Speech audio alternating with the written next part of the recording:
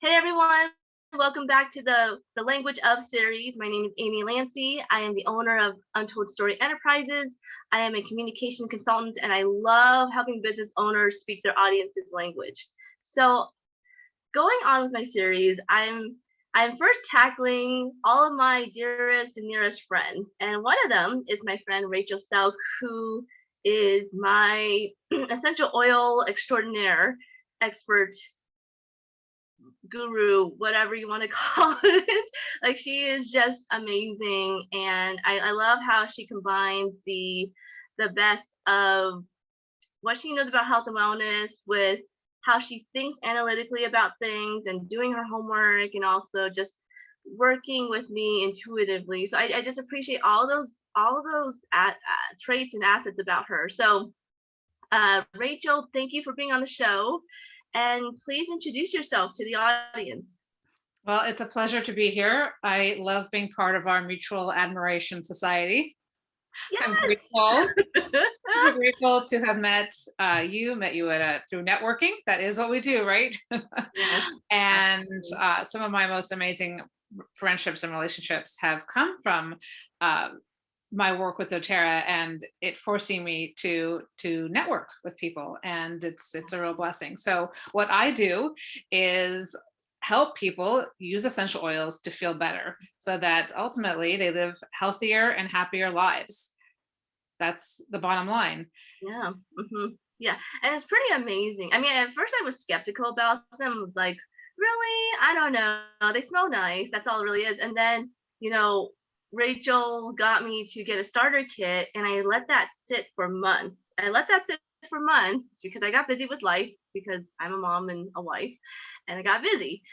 And then lo and behold, flu season came and it hit my entire family. The cough would not go away. And I think before I knew it, I was calling Rachel or I was texting her. I can't remember if I was texting you or calling you, but it was like, Rachel, I just need some relief. So she said, okay, use this one to put on your chest. That will relieve some of the coughing. Use this one when you're sleeping at night. That should make you feel better at night when you're sleeping. Use this one to relieve some of the headaches. She just was able to explain to me how to use these oils that were sitting around for months, and I felt so much better within a day or two. So yeah, I was sold after that. So That's so funny because I don't think I remember you reaching out and asking me that for assistance with that, but I definitely did not know they'd been sitting around and not being used, collecting dust. So I love that because now you get them and use them regularly. yeah, And you have, of course, shared your knowledge about how to talk to creatives and how to talk to analyticals, people with analytic brains, because, and right now I can't think of the third one. the intuitive. Intuitive, right? So I think it's funny because I think that one of the reasons why, again, we're part of the Mutual Admiration Society is because we're a little similar that way. Like Yeah.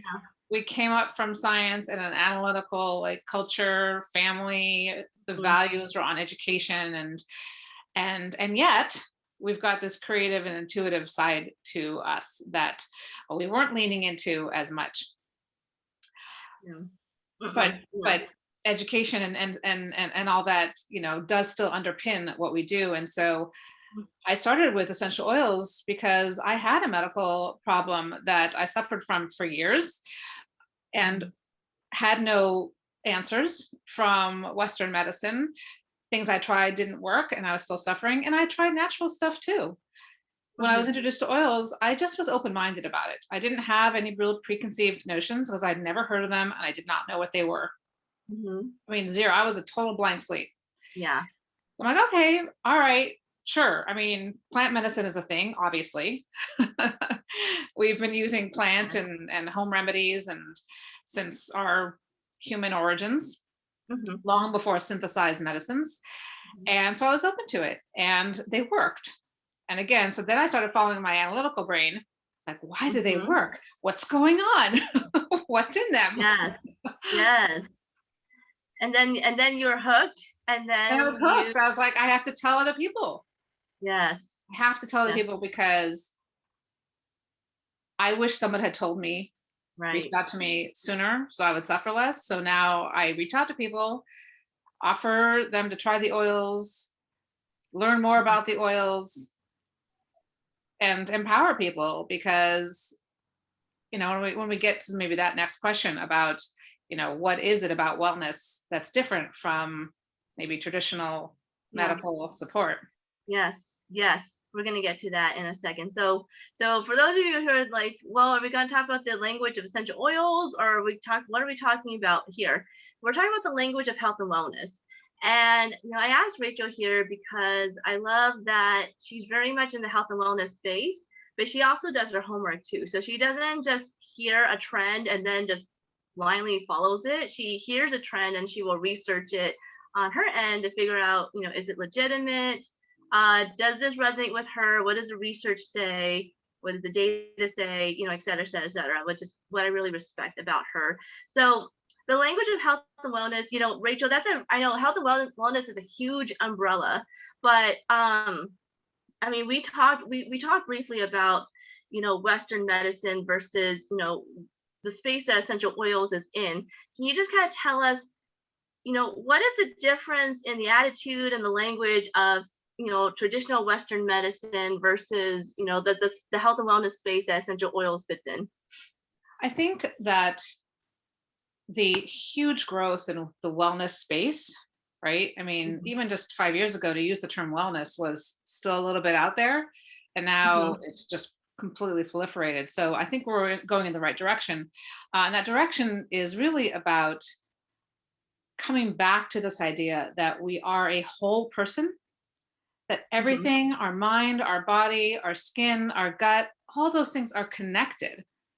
So mhm. to be on a path that Western medicine has walked, to be on a path that is really focused on one symptom at a time and Yeah, sort of managing one symptom at a time. And then when those symptoms or those medicines for those symptoms lead to other symptoms, and yeah, then saying, well, then you need this other medicine for that symptom. That domino effect is hurting us as a people, and we're not healthier than we were because of mhm, this.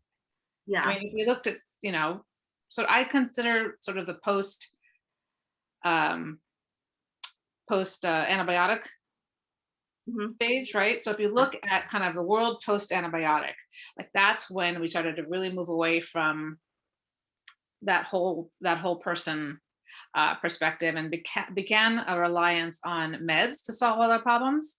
yeah, And again, we're not healthier.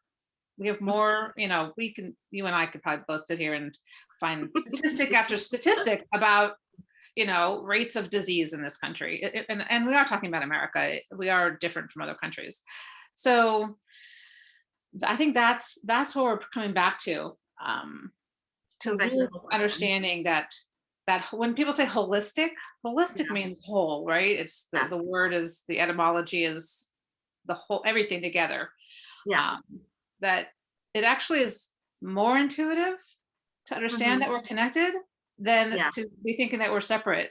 That's actually counterintuitive. Like, why would we think that from the neck above is separate from the below the neck? It makes, I mean, no sense either intuitively or medically, like anatomically. yeah, yeah.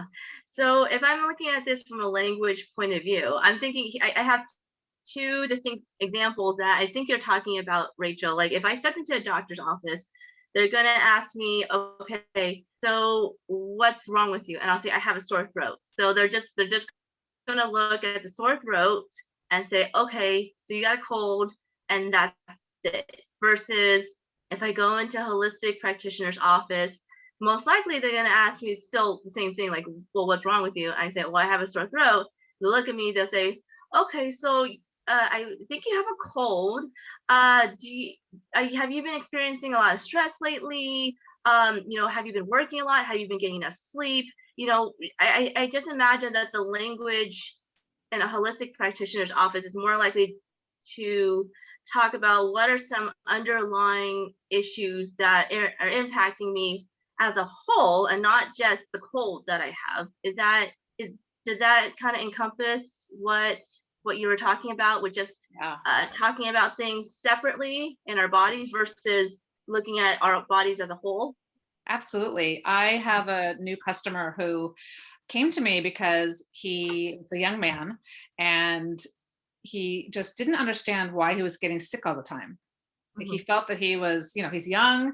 He felt that he was, eating relatively well and getting, exercising, relatively frequently, like, not athletic, like athlete level, but, like, why was he getting sick all the time? And my first question was, tell me about your history with antibiotic. Tell me about what's happening with, how you're handling stress. What stressors are in your life?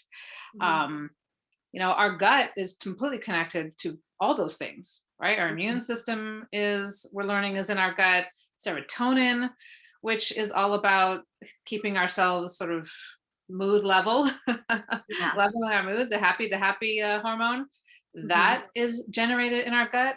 So, and he'd been to doctors and none of them asked him those questions. They don't Hmm. ask him what he's eating, really. Hmm. Like, really those questions, because I've been to the doctor every now and then, not very often to be honest, but they sort of say, are you exercising? Yes. Okay. Are you eating, are you getting 5 servings of fruits and vegetables a day? Like, most of the time. Okay. But when you then say, I'm having this, they say, all right, well, let's, take this drug and go home. And then a month you come back and let me know if that drug helped. Hmm. Hmm. Yeah. I I've been lucky the last couple of years to have some really great doctors who do talk about the underlying stuff, but I have also met a ton of people, and I have encountered my own doctors in my own life where they just prescribe a pill. And that's not to say this is to diss doctors at all, because I definitely think doctors are amazing and they're great. It's just that unfortunately, when it comes to some of the more, I don't want to say minor stuff, the stuff that is not exactly acute, the stuff that's just kind of has an underlying issue that maybe involved with gut health or sleep. Like they may not be asking the right questions to the patient. And I acknowledge that some of it's because the doctor is just under pressure to like get through as many patients as possible, so they had to go through them quickly. But at the same time, unfortunately, that does sacrifice the care if a doctor is definitely under that situation. So I think what Rachel is really speaking about is how do we take responsibility for ourselves in order to see what is going on with our own wellness and how can we tackle that so that we don't have to be having something more acute to go to the doctor's office. Um, because I Definitely. think in because I think in my head when I think about a doc when I was younger, when I thought about the doctor, I would go to the doctor when I was sick, and but there wasn't as much talk about what I do for myself to keep myself well. Right. So it's Right. definitely it's a very different language from what do I do when I'm sick versus what do I do to get and stay well. I Right. think that like when I think about those two language differences, it's a different mindset. That's really what it is. I mean, Rachel, it sounds like I mean, I know you had your own health issues and you went from doctor, doctor, doctor, and you just stayed sick, and now you're at the point of, you know, I just have to focus on what I have to do to get well. And I mean, when you realize that shift, I mean, how did your life change? Well, honestly, I had the benefit of growing up in a family that didn't sort of put the medical system on a pedestal Gotcha. and Okay. really, understanding the medical Western medicine as having its appropriate place, but Mhm. not, going and saying I know the doctor will have an answer for me, and I'll just keep going back until I get that answer. So I had the benefit of being a critical thinker to begin with when it Mhm. came to everything, including medicine. So I think that for me, when I found doTERRA specifically, I found a natural medicine that worked. And it Mhm. worked because of the quality and the commitment of the company to the highest quality essential oils and supplements as well, so Mhm. that you know you when you use something for something, it Mhm. actually helps you, and it's organized around people like me who become I your oil guru, or oil maven, or your oil like your like customer service is important, right? I'm not going anywhere, so I am when people get oils through me, then you have me and our bigger team, which is also incredible. So that deals with a whole lot of concerns for people, right? Like, well, I'm going to get these oils, but how am I going to know how to use them? Right? Yeah. Check. I'm going to get these oils, and how do I know if they're going to work? Well, doTERRA is the most tested, most trusted on the market. Check. I'm going to get these oils, and how do I know? If something doesn't work, how will I know what to try next? So it's like, check, check, check, check, check. Right? How do I know this company is doing ethical stuff? Check, check, check. So for me, it relieved me of so much decision making Yeah. and searching.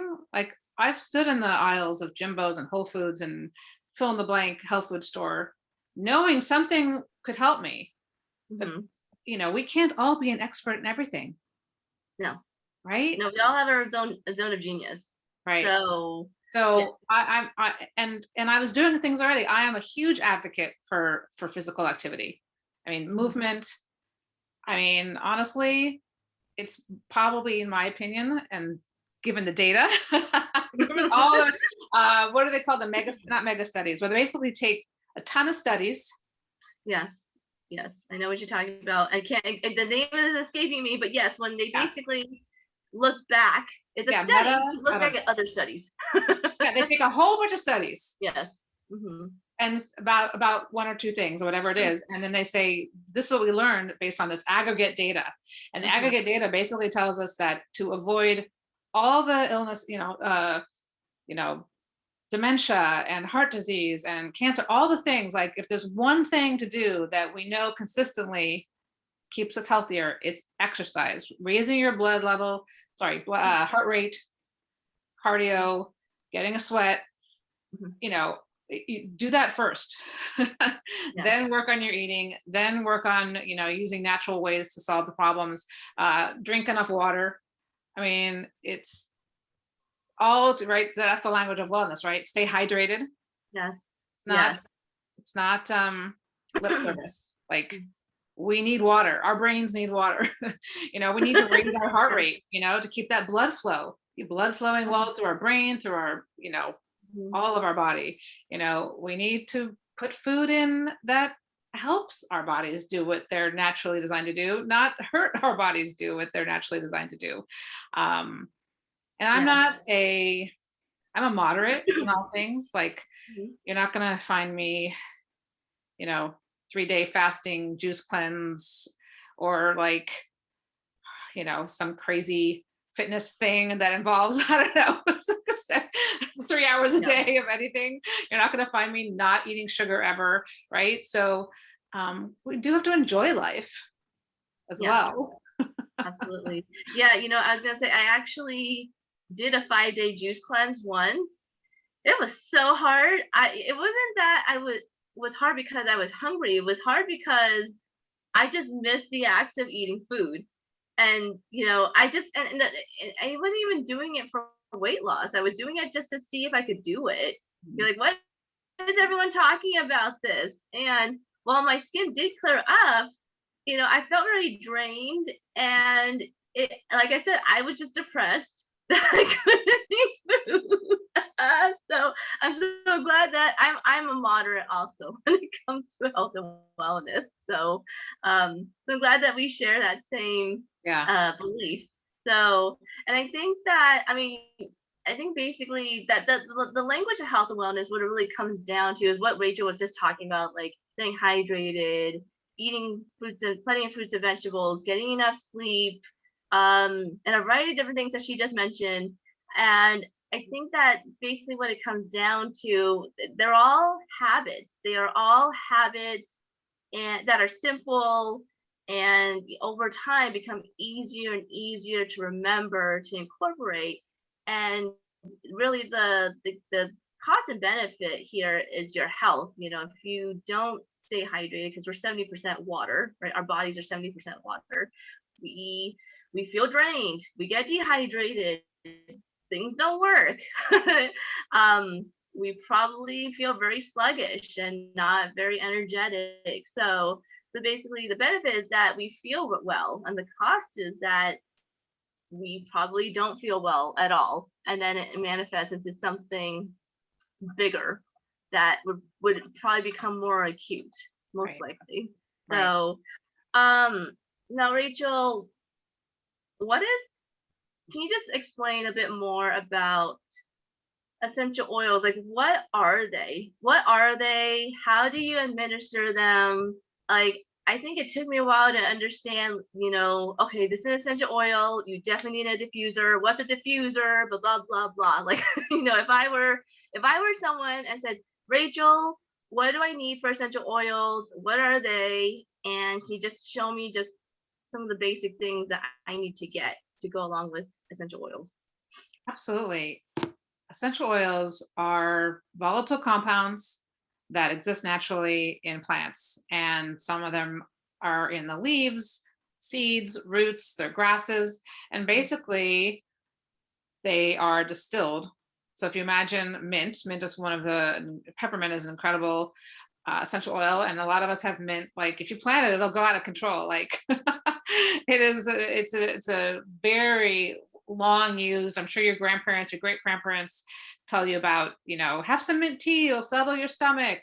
Mhm. So basically, they hit the mint leaves with steam, the volatile compounds rise, Yes. and they move them through the pipe, separate from the water and into the bottle. So they're highly concentrated Mhm. volatile compounds.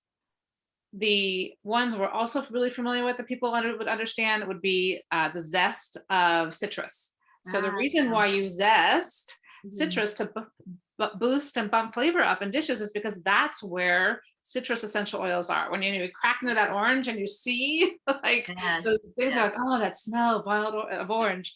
Those are the essential oils. Mhm. So they're just super highly concentrated. They've gotten rid of all the water, they've gotten rid of everything, and the only thing that are in there are the actual compounds. Mhm. And there's three ways to use them. You Mhm. can use them aromatically, Mhm. and yes, a diffuser is awesome, but honestly, you can smell them from the bottle. You can put a Mhm. drop in your hands, Mhm. on the Yay. wrists. Uh-huh. You can use them topically, and Mhm. you can use them internally. In fact, and this is of course for an oil like doTERRA that's tested and we know that it's just the oil, if it is a food or a plant that you would normally be able to take internally, you can have essential oils internally. So any citrus, any herb, any mint, I mean, those are sort of the most common ones we might think of. Mhm. Um, things you wouldn't have internally. There's some trees, like you don't eat tree bark, so we're not gonna like take cypress internally. I mean, but lemongrass. I mean, basically, if you would cook with it, you Mhm. can take these essential oils internally, and depending on all of you, right? We're all different. I like to talk about how we're biological snowflakes. Oh, biological snowflakes. I love that. Not make Is that that up. is I that found that Rachel-ism? not. I wish I could take credit, but I just love it, so I use it. So just like with pharmaceuticals, right? Not every oil is going to work the same way in every body. So we start Mhm. people off with these starter kits usually that have kind of the 10 foundational oils because that really gives you. I think that's how you started, actually, Amy. The oils that most solve most kind of medicine cabinet um, ailments, right? My Mhm. stomach hurts. I have a cold. I got a toenail fungus. I have Yeah. allergies. All those things like that combo and of oils help most people with those things.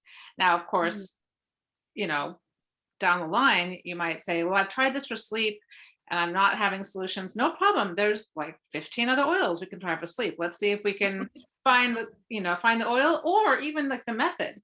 Sometimes if you're diffusing something, that's not as good as sort of rubbing it into the bottom of your feet or, Mhm. putting it on the back of your neck or taking some stuff internally.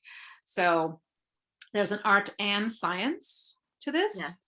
Mhm. but to be frank, there's an art and science to traditional medicine. I mean, Absolutely. that's Mhm. why Yeah, there's, yeah, people get so frustrated.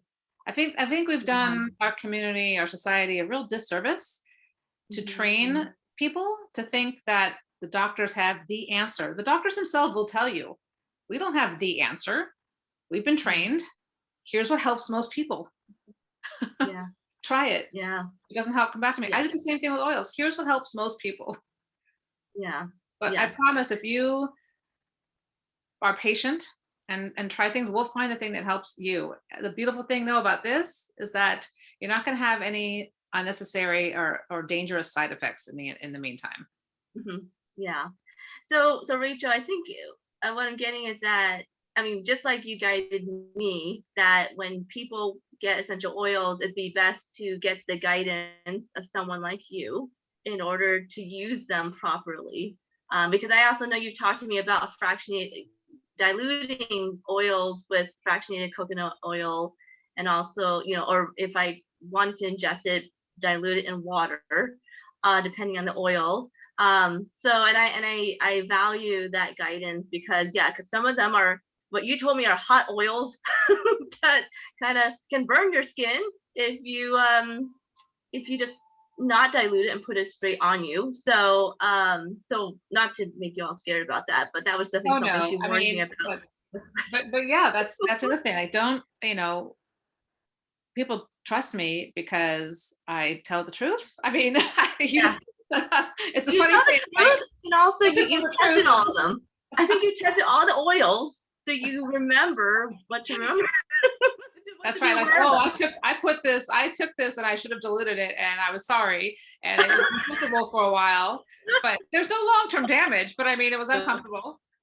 Yeah, Um, yeah, like oregano is a hot oil, yeah, and clove is a hot yeah. oil. And, um, you I'll know, never forget when your husband, Steve, because Steve also talks about essential oils, Rachel's husband. I remember he once did a live about past tense, and at the time it was in a roller. It's not in a roller anymore. At the time it was in a roller, and he said, you do one swipe here, only one swipe, because when you do more than one swipe, it drips down and it goes into your eyes and it burns. So you kind of have to be careful about that. But it burns, but you wash your eyes out and you're fine. But I just remember thinking that even though I heard that warning, I still found out myself, because for some reason I felt like the stuff didn't come out of the roller, even though it did. But for some reason I didn't notice, and so I thought, okay, I must have not pressed hard enough, and then it down. But yes, but it's which just is like this little. hilarious because I even know, and I've made the mistake more than once. You think I would only do it once, but I also made the mistake more than once. And I also think part of that is temperature. Like I think when it's warmer out, like if I use it during the summer, Mhm. it I don't know. It helped whatever happened. But again, Right. no long-term damage. Yeah. But people sometimes, we talk about the language of wellness. People use the terms incorrectly all the time. Like to say something Mhm. is natural doesn't necessarily mean it's safe. I mean, there Yeah. are natural things out there that are really I'm glad you dangerous to mentioned that. us. Mhm. Mhm. Yeah, because they're natural poisonous mushrooms. They naturally occur in nature, but That's should I right. be eating the poisonous mushrooms? No, probably not. That's So, right. That's right. So again, wellness uses terms, and to share it with our audience, it is an unregulated industry, yeah. Hmm. and that has its awesome pros, but it also has some awesome awesome cons. Yeah. In that anybody can claim anything. Yes. So the individual companies have to be transparent about their products and sort of buyer beware, consumer beware, very much so in this industry and in the business of wellness. So Yes. I would add that kind of cautionary note for all natural things. Yeah. No, see, this is why I really love Rachel, because she's in the health and wellness space, but she also is very transparent and about the health and wellness space. A lot of it is not regulated. And that's why integrity and honesty is super, super important. So, see, you guys, this is why I talk to Rachel. We'll be like, it's like I can find that nice middle ground between, what the trendiest of trendy health and wellness is versus like what is the science saying versus like what is common sense really saying. So yeah, thank you so much, Rachel. Thank you. I love that you added that last piece because I was like, how do I ask for that? But I knew I intuitively knew you were gonna bring it up somehow. So Rachel, I want my audience to seek your guidance. And if they were to seek your guidance, how would they how would they start? How would they get in contact with you? Or how is there I know you have your oil seminars and I don't know how best to start the conversation between my audience and you. Yes. I can be found on all social media via Yeah. Rachel Selk Wellness. So Okay. Instagram, a Facebook business page.